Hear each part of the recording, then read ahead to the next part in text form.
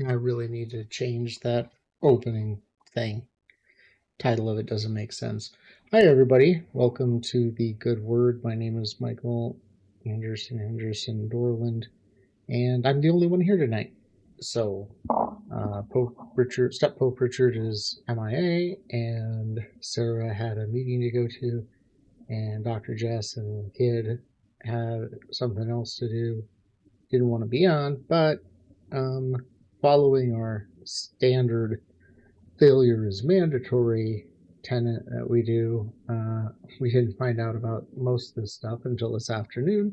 And by that time, we already had a bunch of announcements up at Facebook. Not that anybody comes and watches this anyway, but we had a bunch of announcements up at Facebook and other places. And honestly, it was too much effort to go on there and cancel everything. So I figured, guess what? Despite feeling like I have a cold or something, I'm just going to come up here and we're going to talk about some stuff. Um, we will be doing recording tomorrow with everybody, more than likely. So this is sort of just a filler gap with me talking about this stuff. So why? Because someone had to show up, so I showed up. It's my group. I'm the one that started it. I'm the one that's responsible for this stuff. So that's why I showed up. If you look in the corner on the screen here, though, you'll notice something that says I have 142 candies. It has the word the candy box. Why do I have that up there? Because nobody wants to sit and look at my face the entire time that I'm going to be up here talking. So you can watch the candies accumulate. You'll also notice, I don't know if anybody's ever seen this before. It's an ASCII game. It's all text-based. It's all HTML. It's really a clicker type game, and it's really annoying, but it's addictive. And it's free. Look it up. It's called the Candy Box 2. But I figured I'd have something up on the screen since I don't have anything else, cool videos or anything like that. I don't have any editing department, anybody to do that stuff. So it's all on me when you have time to do it. And like I said, I'm not feeling the greatest today, and I'm the only one that does the videos. So I'm the only one that does the live videos. Dr. Jess does most of the actual videos. So that being said, we'll look at the topic that we were going to talk about tonight when we originally were going to talk about it, which was largely pointing out that the U.S. has decided to make things worse all over the freaking world, largely. And by proxy, we're responsible for it because we're the ones that allowed the situation to get this far out of control. And a lot of people say, no, that wasn't ours. I voted for something different. You know what? It doesn't really matter. As a collective whole, being Americans, it really does fall upon us and everything. And so maybe we should all take a little bit of responsibility for this, whether we just didn't convince enough people that not having a leader who brings out the worst in everybody, not persuading them enough. Maybe it was a failure on our education system, which it was. Maybe it was a failure on just general people interacting with each other. Maybe it was a failure of letting the southern states remain in the Union after the Civil War. I don't know. I don't care. I'm not going to blame anybody, but, I'm over here. It's my country. I'm a patriot. Guess what? We're the ones that messed it up. And how do we keep messing it up? Look, I don't even want to get into it. It's so freaking ridiculous. And it's so ridiculous what the media over here is doing. It is so ridiculous what everybody is doing. Everybody is saying it's. I had somebody I'm working with on an AI course at the university today who have been dealing with another class with AI, and they were surprised that it seems like everybody is all fanatically upset about AI hallucinating, AI making things up, AI lying about things just to make people happy. And they pointed out that lying and making things up to make other people happy and all that other stuff really isn't something new that came with AI. It's really been around for quite a long time.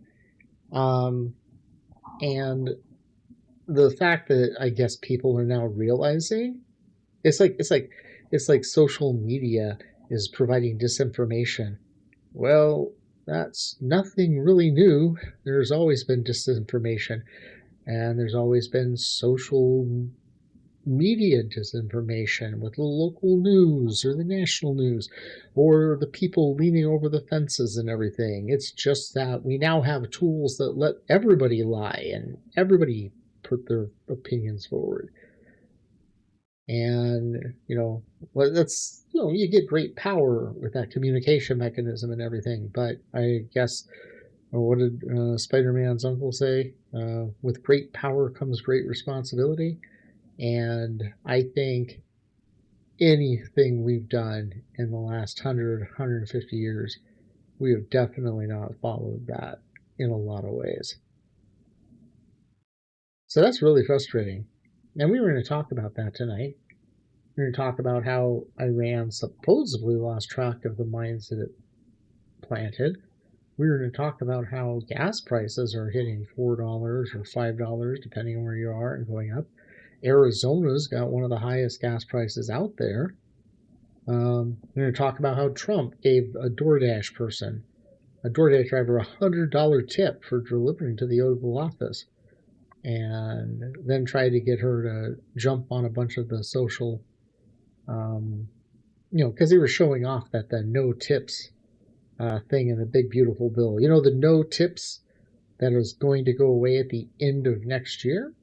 At the end of Trump's term, it goes away, and then you get taxed on tips again because nobody actually reads stuff when it gets passed.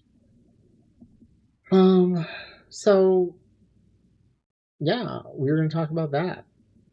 We're going to talk about how the fact that that DoorDash driver does not even live in D.C. or anywhere near D.C. They had her brought in because it's DoorDash grandma. So we had all those things talked about. All of them are just awful. And I don't know. It's last episode we were talking about how the war was and things like that, but now when we look at it, it's just gotten worse, and I don't know how it could have gotten worse. I mean, I guess on a plus side, he's not threatening to throw nukes around like he was the other day. I mean, how else would you destroy a civilization in one day? And even then, if you threw a couple nukes around, it wouldn't do it, because that country has survived way longer with very similar rules than America did. I mean, America came out of the Enlightenment. And that's where the whole concept of it came from. Something that we have groups of people actively trying to get rid of in this country. It's like the unenlightenment is the big thing now. So, what are we going to talk about? Well, I mean, let's talk about a couple books that we have coming out. We have several. We have one book out. I don't know if any of you have seen it. It's called the Oops Journal. It's basically a journal that every day when you're journaling, you write something down in a journal. I don't know everybody's journal. I was forced to journal back in junior high and high school. I'm like, this is stupid, but it's got a good point. There's an interesting way of journaling if you I don't remember what the book was called and everything like that, but their idea of journaling was getting up first thing in the morning and sitting down for 20 minutes and just writing straight stream of consciousness in a book. And no punctuation, just write straight for 20 minutes exactly what's going through your head. Dear God, my toe hurts. I want a bowl of oatmeal, whatever. And that was their idea of journaling. I suppose, when you get up and everything like that, it's a good way to clear your head of just the clutter that accumulates overnight. The Oops journal, though, is a journal about failing. And one thing that we brought about that comes about with the theory with our philosophy of Abiscoridism, is that, failure is not an option. Failure is mandatory, because we all fail. Everything fails at certain times. And just like this stream right now, this is a failure, because nobody's going to show up and watch this, and nobody showed up to broadcast it, and nobody's doing this, except we do have a candy thing on the back of the screen. You can watch that. Look, I can click a button, show some candies on the ground. That makes things work better. So the Oops journal comes out. It's a journal. You write down your daily failures every day. You write down something that got fucked up, or something you fucked up, or something somebody else fucked up, or something that just got fucked up in general. And then there's a series of questions and prompts that you write after it that say, oh, this is what could have worked better. This is why it happened, things like that. And the idea is, and Dr. Jess, who's actually a doctor of behavioral health and everything, points out learning from your failures is the thing to do, because honestly, everybody fails. So learning from your failure is the most important thing. So, learn from your failure. And the only way to learn from your failure largely is to write it down. Nobody likes to do that. I don't like to do it. You don't like to do it. Nobody likes to do it. But sometimes you need to write it down. That's just a way to do it.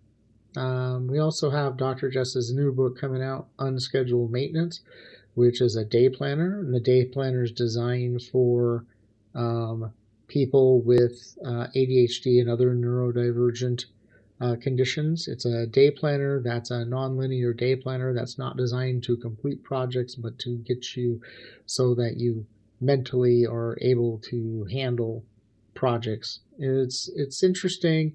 It just went to get proof copies. Once we get the proofs done, it'll be available on Amazon, just like the Oops journal is. And then we have the core foundational philosophy, which the Cult of Brighter Days is built on, called Through the Screen Door. It's a first complete edition of what we're actually about, what the philosophy behind it is, what Abiscoridism actually is on its foundational level. And that right now is going through proofing. Once that gets done, we'll actually have 3 books done, a couple more in the pipeline after that. So something to keep in mind about that. I was talking to Alice about the show today, though, since nobody else is here. She said that one thing that would probably be good is for me to just rant, because I rant really good, I guess. So, I can sit here and rant about all sorts of stuff. So let's talk about ranting, because ranting seems to be what I'm good at. I don't know. Everybody thinks I rant. I got good stories, but I rant a lot too.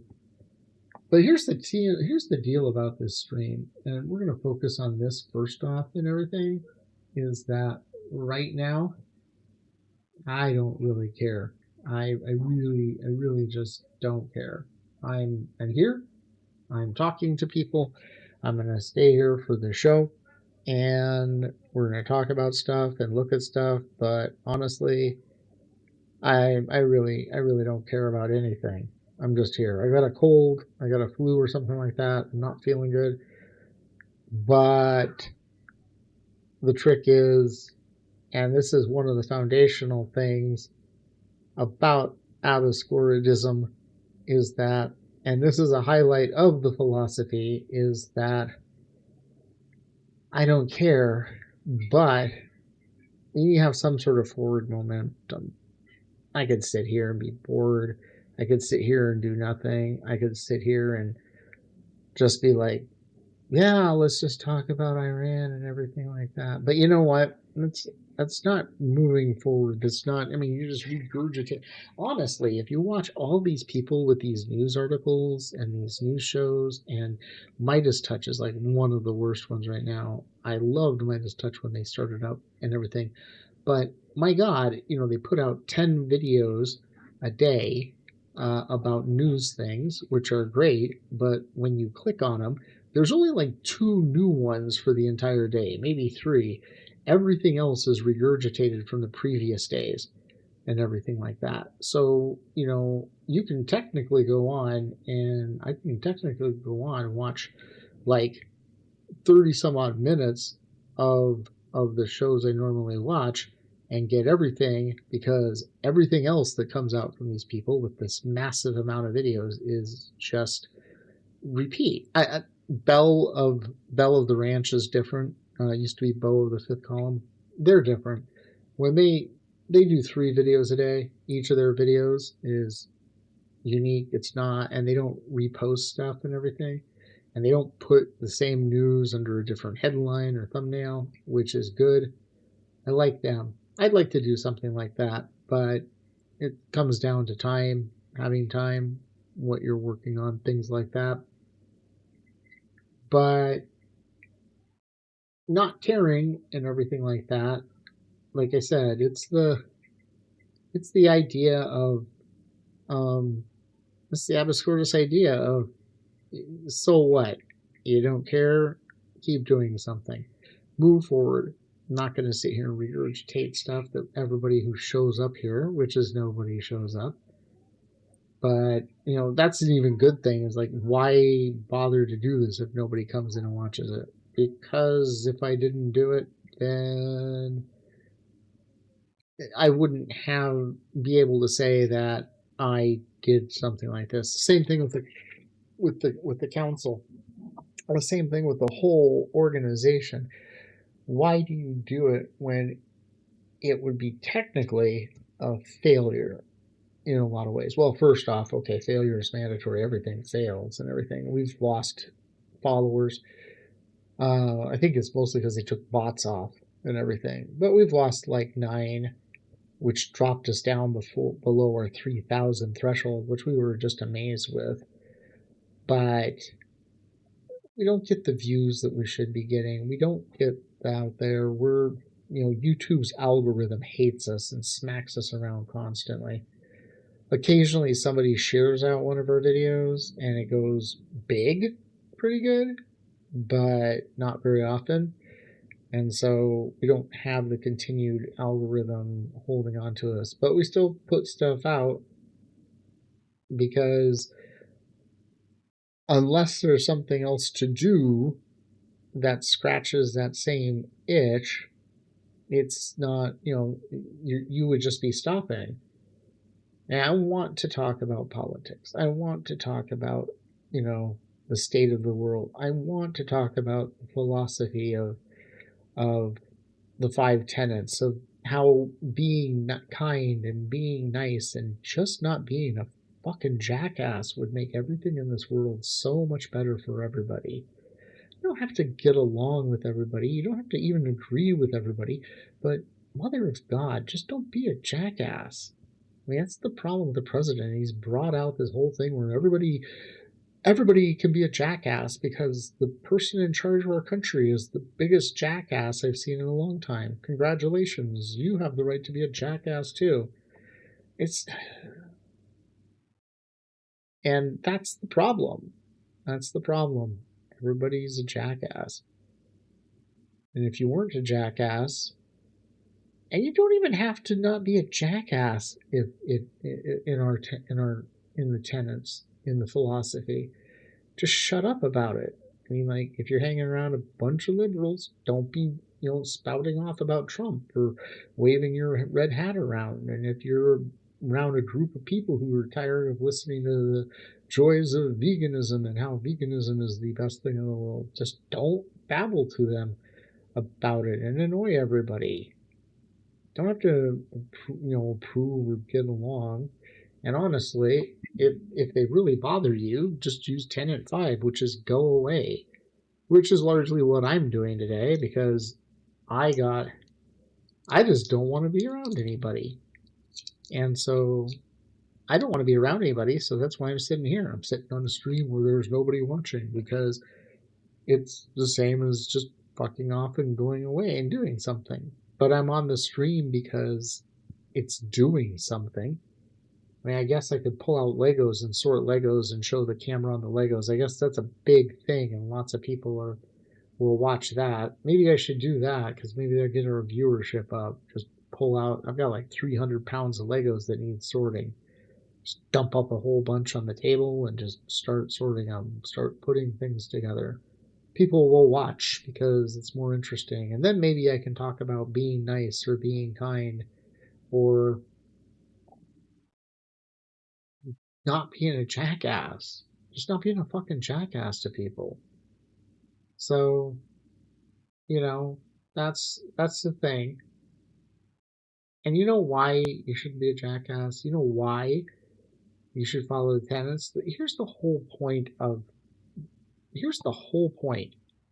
following the tenets. This is the whole basis for the philosophy and everything is simply not to make things worse. Don't make things worse. So I'm going to read a section out of the book here that we got here because, one, I'm trying to fill up time and do what I'm supposed to do. And I'm sure everybody, if anybody comes back and watches this video later, they're going to get bored of me just ranting about stuff. So let's put something out there to look at about the whole point of this thing is to not make things worse.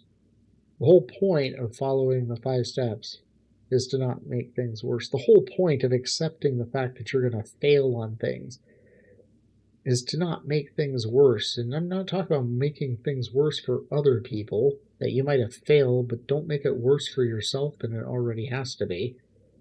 You have to accept the failure. You have to accept what you did wrong. You have to try to make up for it, but you don't need to let it drive you into the ground for the rest of your life. But you got to figure out how not to.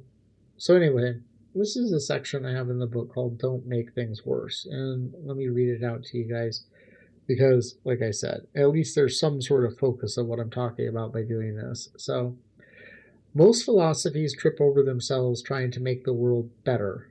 They promise transformation, revolution, enlightenment. They sell you a vision of the world as it could be if only everyone would follow that program.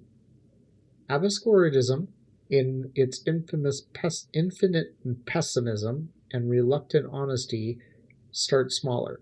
Don't make things worse. It's not glamorous. It won't get you to a TED Talk. Nobody's going to applaud your restraint. You won't trend on social media for the disaster you didn't cause, the argument you didn't escalate, the hot take you didn't post. But it works. When faced with absurdity, chaos, or conflict, the first obligation is restraint. The world's already on fire. We don't need to be the ones carrying extra gasoline. So, why is this harder than it sounds? We are trained from birth to do something, to act, to intervene, to make our mark. Passivity is framed as cowardice, inaction as complicity. Be the change you wish to see in the world, we're told, as if the problem with the world is insufficient meddling. But look around. How many disasters started with someone who meant well? How many conflicts escalated because someone couldn't resist adding their opinion? How many relationships ended not because of the original wound, but because of the botched attempt to fix it? The urge to act often isn't about helping, it's about discomfort. We can't stand the uncertainty, the unresolved tension, the sense that something is wrong and we're not doing anything. So we intervene, not because intervention will help, but because it makes us feel like we're not just standing there. That's ego dressed up as compassion, and it makes things worse more often than we'd like to admit. The ethic in practice. Before acting, ask, is this going to help or just scratch an itch? Be honest. If your intervention about the situation or about your discomfort with the situation is your intervention about the situation or about your discomfort with the situation, these are not the same. What's the smallest effective action? Overkill solves nothing except your ego. If a conversation will do, don't write a manifesto. If a question will do, don't deliver a lecture. If presence will do, don't offer solutions. What happens if I do nothing? Sometimes nothing is the answer. Sometimes the situation will resolve itself, or isn't yours to resolve, or will be made worse by any action you could take. Don't just stand there, do something. It's not always correct. Sometimes it's don't just do something, stand there. Am I about to escalate? When you can feel the argument spiraling, when you can feel yourself reaching for the rhetorical knife, when you can feel the urge to win, that's the moment to stop. Withdraw. Silence and distance are underrated. They are tools, not defeat. What would kindness do? Even if you'd rather throw a chair, especially then, kindness isn't about feeling kind, it's about choosing the kind action when every other part of you wants blood. The tension. Here's where it gets complicated. Sometimes inaction is making things worse. The second boy with the iron nail, which is a story, a parable you'll find in there. This boy has an iron nail shoved in his head. Didn't act and lost his arm. Sometimes the fire needs fighting, not watching. Sometimes silence is complicity. Sometimes the smallest effective action is still a big action. Abiscoridism doesn't offer a formula for knowing which situation you're in. That would be too easy. And we've already established that certainty is usually the first sign that you've stopped thinking. What it offers instead is the default. When in doubt, don't make things worse. When you're not sure if action will help, err towards restraint. When you can't tell if you're being brave or reckless, choose caution. Not because action's always wrong, but because humans are wired for action, and we need the counterweight. We need explicit permission to not intervene, not fix, not save. We need a philosophy that says, maybe just don't, and considers that a legitimate ethical position. The radical modesty. This ethic is deceptively radical. It strips away the illusion of grand fixes and replaces it with a modest, stubborn responsibility for your own impact. You cannot save the world. You probably can't even save your neighbor, but you can choose in each moment not to add to the wreckage. You can choose to leave situations no worse than you found them. You can choose restraint when everybody else is choosing drama. That's not nothing. In a world where everyone is trying to make their mark, simply choosing not to leave a scar is a form of resistance. Abiscoridism doesn't promise utopia. It promises less wreckage. It promises that whatever disaster occurs, you won't be the one who made them worse. Sometimes that's the best we can do. Sometimes it's enough. So reality acknowledgement on this one. Don't make things worse. The thing to remember, we're not here to fix everything. We're here to stop kicking the rubble. Harm reduction isn't glamorous, but it's honest. If you can't solve it, at least don't throw gas on it. That's humility. That's survival. That's Abiscoridism. So, that's a section of the new book coming out and everything. And that killed 10 minutes, which Alice said it was going to kill about 10 minutes, so that worked out pretty good. And, it's a good thing understanding, the story, because I can tell you right now, tonight, I did exactly what I wasn't supposed to do. Exactly what I wasn't supposed to do. If I would have followed that rule, I'd probably be in a better mood right now. Why? Because I was trying to help and fix things? Because I said the wrong statement, made the wrong people upset, because I wasn't listening, because I was too busy offering advice and trying to fix something? Would I have listened if I wasn't offering or trying to fix things? Maybe not, but at least I wouldn't have. Maybe I wouldn't have listened, but at least I wouldn't have thrown fuel on the fire by offering advice or offering suggestions or saying I'd do something. You know, even if I was listening, I obviously wasn't listening enough to not offer that stuff. So, you know, but that's the way things work. And this is why, failure is mandatory. It's not a bumper sticker. Failure is mandatory. It's like a living experience of, sitting in a chair, being sick, pissing other people off because you're trying to help out, because you're not listening to what actually you're supposed to be doing and you're just trying to fix problems.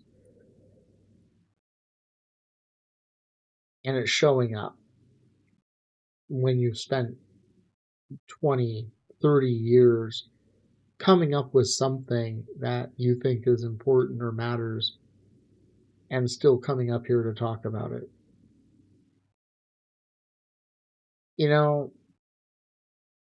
One thing we had about putting stuff out here that nobody reads, that nobody watches, why do we do it? And largely it's because stopping doing it is a decision as well. And I don't think I've made that decision. I think the decision to come out here and talk about this stuff, to talk about these ideas, to have discussions about this stuff with other people, to try to generate and create a community, both in person and online, that can work together to survive the dumpster fire that is the modern world, is valid. Will I think that in 6 months? I don't know. Will I think about that in a year and a half? I don't know. Will I think about it tonight when I go to bed? Well, probably, because I'm sitting here and I'm just babbling about this stuff or ranting. But am I motivated to do this stuff? No, I'm not. But the philosophy's good. And so I hold on to the philosophy, and I hopefully the philosophy has enough inertia with it, with other people liking it. If it wasn't for Bishop Sarah, if it wasn't for Dr. Jess, if there wasn't inertia behind the idea that I think is good enough to keep me pushing on, it probably wouldn't be doing this stuff. But because I like the idea, I think it's a valid idea, and other people are basically pushing the idea, I'm holding on right now when I'm not feeling like wanting to do it. So, look at Cadmus and Sisyphus and the rock pushing it up the hill and everything like that. And he says, imagine him being happy, pushing the rock up the hill, finding a purpose, finding something motivational. And honestly, right now, tonight, the way I'm feeling, it's more like I'm Sisyphus not giving a shit, but I'm still pushing the rock anyway. Because somebody's got to push the rock. Somebody's got to keep going forward. That's what you have to do in your life. Nihilism is when you sit down.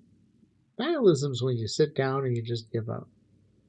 You stop moving forward because why? Why would you care? Now, like, nihilistic people aren't necessarily like that because, I don't know, they want to burn the system down. That's still moving forward. That's not really giving up. That's not throwing yourself into the void. You're still doing actions. You're not just saying, ugh. You don't necessarily follow what they. Because, if there's nothing matters, then nothing matters. Why would you go forward? Why would you push an action? At the same time, constantly trying to find something to motivate you, to give you a push, and make it things like that, that's just as bad as just sitting down. It's like you're finding a reason to justify doing it. And sometimes, like today, that doesn't work. Like right now, today, it doesn't work. I'm not finding a reason to stand out here and do this show. I'm not finding a reason to sit here and explain stuff. People will come in the comments and say, well, then why don't you just give up and everything like that? Yeah, you know why? You know why is because it's just survival. It's just moving forward. It's an example of applying the philosophy. The philosophy is trying to make sense out of this world. Now, correction, it's not trying to make sense because there's no way to make sense. The philosophy is surviving this world. It is moving forward and surviving this world in some way and not making things worse and accepting the fact that you're going to fail and understanding that those 5 tenets, they're tools that you can use to do both of those things. They're tools you can use to not make things worse. They're tools you can use to accept that you're a failure at something, or whether you're just a failure, but learn from it. Not make things worse. You know what? Even if you try to do it, you're still going to screw up, which is why we have the failure mindset. One of these things is you have a philosophy like this, and or if you're reading the self-help, a friend of mine was talking about this diet and everything like that. And the simple fact is, like, it was called the Diet of Hope. I don't know if anybody's heard about it out there. I actually went on it once and everything like that. And it was effectively, and it worked good because all you ate was eggs. Eggs and lots of eggs. And then protein. Eggs and protein. And green vegetables. And that was pretty much all you ever ate. So it was almost like an Atkins diet without the meat, in a way. Except you could have some meat, but you couldn't eat like a plate of bacon like you could on the Atkins diet. And I had a friend whose doctor suggested that they do that because they were trying to lose weight, having difficult time of losing weight. And it's one bad thing when you have like all these workout videos and all these health gurus and everything that say, oh, you just have to do this and everything will be fine, without taking into context anything else going on in your freaking life. Because honestly, it's a lot harder than just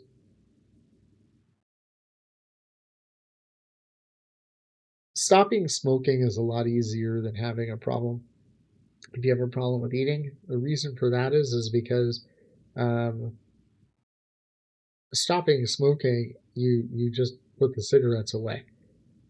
Yeah, and the whole process of smoking is lighting up a cigarette and breathing. So you can easily put the cigarette away and keep breathing. But a lot of dieting and everything like that is eating, and you can't stop eating. Although a lot of diet programs do try to get you to do the stop eating. This program with the eggs and everything, it works. It worked fine. It's a 6-week program. And then when you're done with the 6 week, you have to keep eating that way for the rest of your life. Because it was a modification to your diet that adjusted your body. And great, you can eat eggs, some meat, no carbohydrates at all, except for complex carbohydrates or vegetables. And that's what you get for life. That's what you're going to eat for the rest of your life. And then you lose the weight. Penn and Teller had a show called Bullshit on. I don't know if anybody saw that, the Bullshit show. They did a couple episodes that were all survival episodes where they would go out and see these survivalists and they'd see their camps and they'd see how they had planned for the apocalypse and things like that.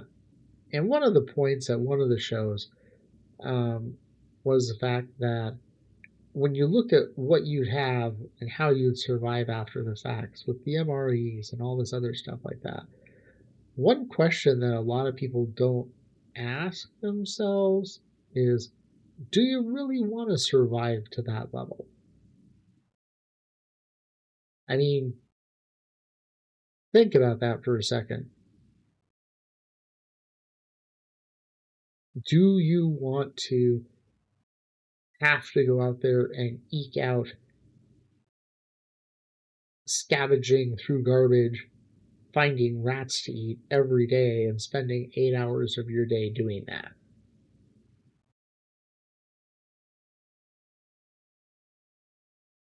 You want to spend all of your free time for the next 6 months building a series of bunkers that will allow you to do that?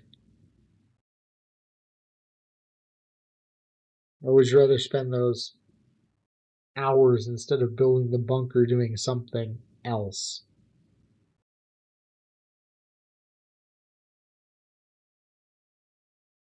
I don't know.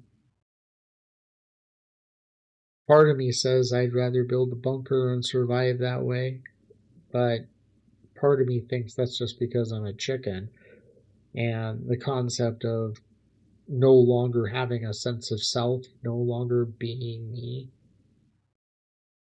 is something that would be bad. I don't know. Concept of going to hell. Thank you very much, Christian upbringing. Have that in the back of your mind for the rest of your. Well, of course, I'm going to survive and eat rats out in the middle of the field and scavenge and have to shoot every person I see because I'm afraid they're going to steal my backpack and shoot me. That's definitely what I want to do because then I wouldn't die and go to hell. Who comes up with this stuff? I mean, like,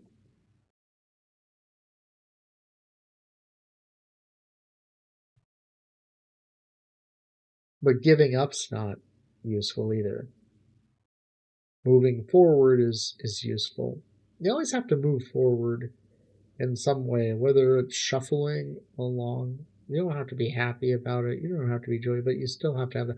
My grandfather, when my grandfather got older, he used to swear that the day he couldn't walk was the day he died. When he quit moving, he'd die. And he wasn't too far off. It wasn't, he had a fall. He still could walk, but it was really, really difficult. But he had a fall shortly after that, wound up in the hospital. Shortly after that, he passed on. And it probably was for the better, largely because if he wound up bedridden or if he wound up where he couldn't walk the way he walked before, he would have been more miserable than he already was. Man, he was an ornery cuss. He just would not die, but he wanted to, and he constantly made comments about how he wished he would die. Yada, yada, yada, over and over again. Made my mom's life a living heck. Not as bad as hell, but it was definitely heck because of how he talked and everything like that. Of course, he was like 90 something. He was up there. His dad lived to 102, 103. So he's also the guy. He's also the guy who came up with the whole everybody be nice to everybody, don't be a fucking dick, and the world would be a lot better place concept. He put that in my mind. Well, we both talked about it and came up with it in high school. He had his own problems on top of it, but it was a good idea and a good philosophy that mapped out this other stuff. So I guess, the idea of keep moving is important, a valid thing. Keep moving. Whether you want to or not, move forward, move backwards, move to the left, move to the right. Nobody here? Who cares? Go on and do the video because you've got a group that you're trying to promote. Is this video recording promoting it in the way I want? Probably not, because I'm in a pissy mood and I just am feeling sick and don't want to be here. But I showed up. Why? Because what else am I going to do? And I need to keep promoting it. And this is a standard show that we're supposed to do every Tuesday, despite the fact that nobody shows up for it. Nobody here to ask questions about what I'm talking about. Nobody here to say, well, that's a stupid ass philosophy. Why would you think that way? To which I have several good replies to pretty much anything that somebody says, usually based on something factual or authentic in the philosophical. That's a crappy way of saying it. Now, everybody makes fun of how I pronounce things. It's like Dr. Jess says I have like one of the largest vocabularies she's known, and I can't pronounce, 5/8 of it, which she's not too far off at all. I've always had a problem with pronunciation. Because I am what I am. Okay, anyway. No Popeye comments there. So why do you keep putting stuff out? I've got 3 game systems that we're ready to go into playtest pretty much, but I can't get anybody to read my stuff. Why can't anybody read my stuff? I don't know, because they don't want to read my stuff. Why do I keep doing it? Because if I didn't do it, I'd be stopping. I'd be stopping in something I find important. On a plus side, I have ADHD, so I have a lot of things that I find important.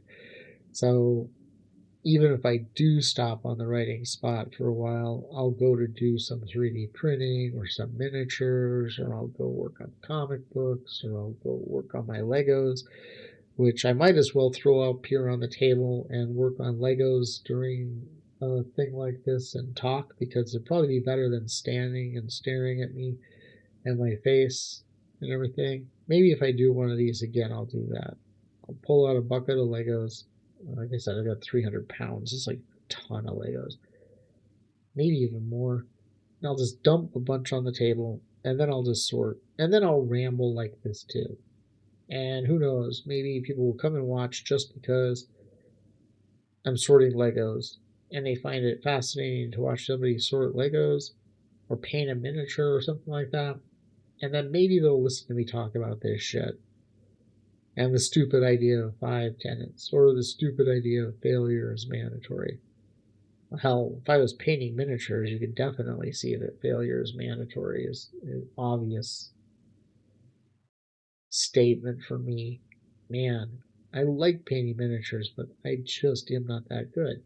Why? Because I don't spend a lot of time practicing it. Why? Because I have ADHD, and I find it boring after doing it so much. Yay for neurodivergency. Hey, on a plus side, I've actually managed to get us up to 6:48 Arizona time. So, all right. So let's look down the list. Why am I in a bad mood? Because I don't feel good. I'm sort of sick. I also went out there and tried to help people when I shouldn't have and should have kept my mouth shut. Is that on me? Yeah. Is it a failure? Sure. Was it going to happen? I don't know, maybe or not, but maybe I'll just go write it down in my journal. Fucked up by offering to do something, But this stuff isn't like, these tenets, the failures are mandatory, the go away and everything like that. I mean, it's not surrendering. That's the thing. None of this stuff is surrendering. None of this stuff is giving up. None of this stuff is rolling over on your back and exposing your stomach. None of this stuff is throwing yourself into the void, flinging yourself into the chaotic abyss of nothingness.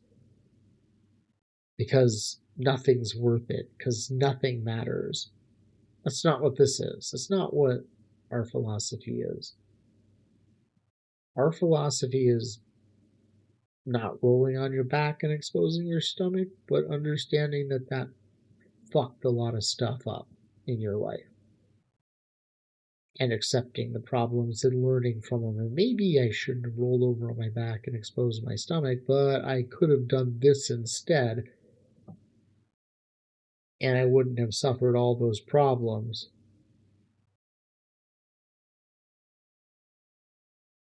Maybe it's okay to stop for a couple of minutes, look over the edge into the abyss, look at that great void staring back at you, but doing something about it. Hell, even jumping off into the abyss is doing something. Make a decision, move forward. Don't just sit there and stare at it for the rest of your life. Not a good thing to do by any stretch of the imagination, but there have been times in my life where I found myself in that situation. Hey, look, this is just, if I do this, it's going to be like destroying my life. Oh, look, I did it. That probably wasn't the wisest thing to do. Most all the time, if you really focus on this stuff, you can recover. I'm sure sometimes you can't recover on some level, but most of the time, and a lot of the time you can recover by just keeping your mouth shut or going away from certain situations or letting people move you away from certain situations or, I don't know, 10 million other things that you could possibly do. So why am I here talking? Because it's forward motion. Is it? No, it's not even forward motion. It's probably backwards motion. Because anybody who watches this stuff is like, oh, these guys are fucking nut jobs. No way in hell I'm going to listen to these guys or support these guys anymore. Of course, if you want to, you can support us on any of the platforms in the description because this is just eating up money. You never know. Well, I'm going to call it there for the night. Tomorrow, the council's going to meet at the regular time that we regularly meet, 6 o'clock, special show. I'm here because I was too lazy to go take down the things that say we're doing the show tonight. More than likely, that's it. I didn't want Dr. Jess to have to do the extra work of going in and canceling all the stuff and the different social media things. So that's why I'm here. If you stick around and listen to it at all, great. That's wonderful. If you didn't look at this, well, then I can't tell you anything because you never looked at it. If you watched me talk for a couple of minutes and then signed out because, Jesus Christ, he's just rambling, guess what? That's okay. I don't mind. I don't care. I don't care if anybody watches this stuff. Not tonight, I don't. Maybe some other night I will. But tonight, I'm just here just to do this stuff. So, that being said, I'd like to thank anybody who's watched it to this level. Again, like and subscribe, because that's what you're supposed to say. But honestly, who gives a fuck if you do or not? It'd be great, but I don't expect anybody to, because it's up to you. Wow, I am really in that state. I definitely should go away from here too. Anyway, it's a pleasure talking tonight. I would say I enjoyed talking tonight, but remember the book's coming out, and tomorrow night we'll have everybody with us. So everybody have a great evening.